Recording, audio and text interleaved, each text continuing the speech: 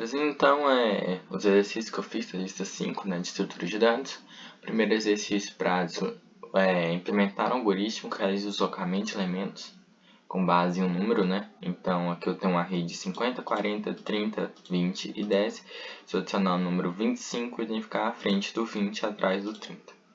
Então aqui, primeiramente, eu fiz uma função para pegar esse índice de deslocamento, né? Eu recebo o vetor, leio o vetor e pego em qual posição que esse número vai ser armazenado.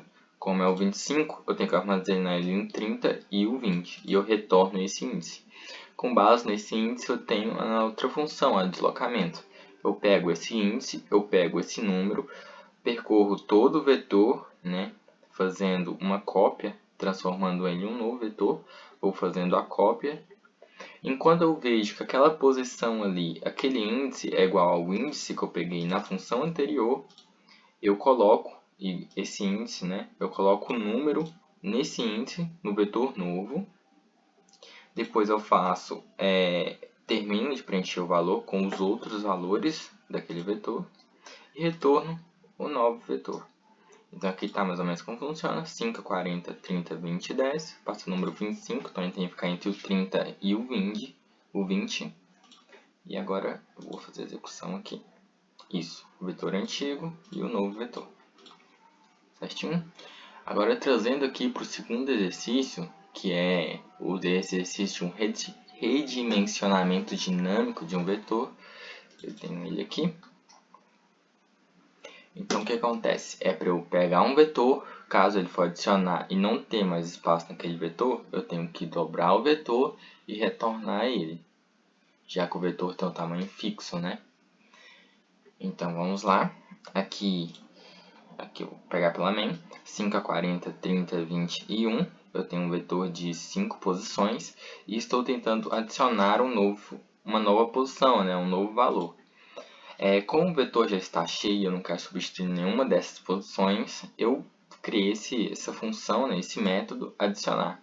Eu vejo onde está vazio e eu adiciono onde está vazio, onde está igual a zero, né? Já que ao iniciar um array, todas as posições dele é igual a zero. Caso não tenha nenhuma posição igual a zero, nenhuma posição sem nada, eu chamo o redimensionamento. Então ele vai pegar o nosso array, o nosso valor que a gente está adicionando, né? Ele cria um novo array e dobra com base no valor no tamanho do anterior. Faço toda a cópia do vetor anterior e adiciono a última posição vazia, né? Eu adiciono a última posição vazia, o novo valor, e retorno ele. Então aqui está o nosso vetor igual a 50, 40, 30, 21, igual ao anterior. Eu imprimi esse vetor. E para não criar outro vetor na nossa main, né, eu igualo o vetor antigo e chamo o método. Por quê? Porque se o vetor já estiver lotado, esse vetor aqui vai ser substituído, vai ter o mesmo valores do novo, né? Tamanho, valores e tudo. E aí eu imprimo ele. Fazendo aqui, mostrando, né? Aqui as posições que não tem nada ainda, já que o tamanho está dobrado, só adicionei uma posição. E por aí vai. Agora para o terceiro exercício, implementar uma função que realiza a exclusão de um elemento em um arranjo. Então eu vou passar um array, né? Vou receber um array e vou passar a posição, um número que eu quero excluir. Por exemplo, o número 50. Ele tem que deletar todos os 50. Então, primeiro, eu já vim aqui, né, criar a função deletar, em que ele pega, se o valor do array for igual à posição, né, o valor do delete, no caso aqui é o 50, aquela posição do array vai ser igual a zero, vai ser igual a vazio, né? Não seria o vazio porque o valor é zero.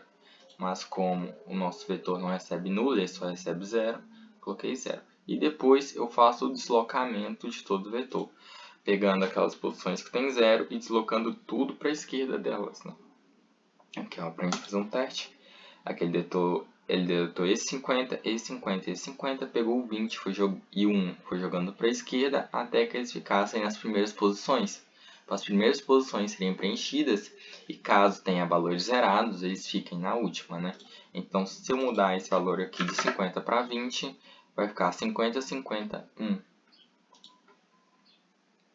Aqui, ó, como eu disse, e assim por diante. Agora, trazendo aqui para a atividade 4, A 4 é para criar um algoritmo que verifique se existem elementos duplicados em um array e os remova, deixando apenas uma ocorrência de cada valor. Então aqui, daquela mesma maneira, eu usei os valores, né? 50, 50, 50, 21. E chamei aqui, ó, deletar duplicata. A função deletar duplicata vê se um valor é igual ao outro, né? Vê se uma posição do vetor é igual a outra. Se for igual, eu vou deletar uma das duas. No caso, eu usei o índice i e o j. Caso o i seja igual a j, eu deletei o j. Coloquei o j igual a 0, né? E depois eu uso aquela mesma função que eu usei antes, a deslocamento, para deslocar todos os valores para a esquerda, onde esteja 0, né? Fazendo aqui a chamada, eu deletei. No caso, os valores 50 estavam duplicados, né? Eu tinha 3 valores 50, fiquei só apenas um e desloquei duas posições de todo o vetor à esquerda, para deixar os últimos valores igual a 0 e os primeiros preenchidos. Agora, trazendo aqui para a última atividade, eu fiz de duas maneiras. Essa aqui, eu deletava, pegava, né, os vetores 1 e 2, deletava todas as duplicatas dele, deslocava ele, igualava meu novo vetor, né, o nosso vetor 3, e aí o vetor 3 eu ordenava ele e deletava as duplicatas de novo. Mas eu li a questão novamente e vi que não era muito bem isso que ela queria, né? Então aqui eu fiz a nossa nova atividade 5. Então aqui eu tenho um merge ordenado, né? Eu tenho o vetor 1 e o vetor 2. Eu tenho um resultado igual a newInt, né? O tamanho do vetor 1 mais o tamanho do vetor 2. Aqui eu criei três índices diferentes, i, j e k. O índice i para percorrer o vetor i, vetor 1, né? O índice j para percorrer o vetor 2 e o índice k para percorrer o resultado. Então, aqui eu entrei num IO, né? Em que se o índice i, no caso, ele está zerado, né?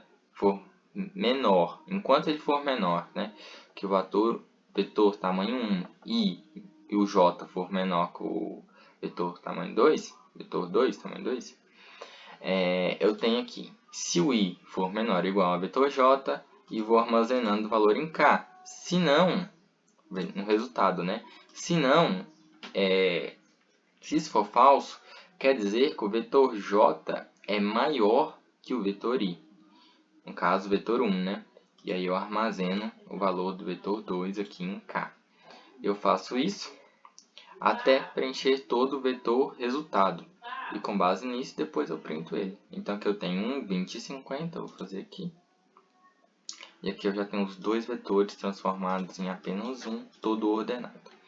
Foi apenas isso. Obrigado.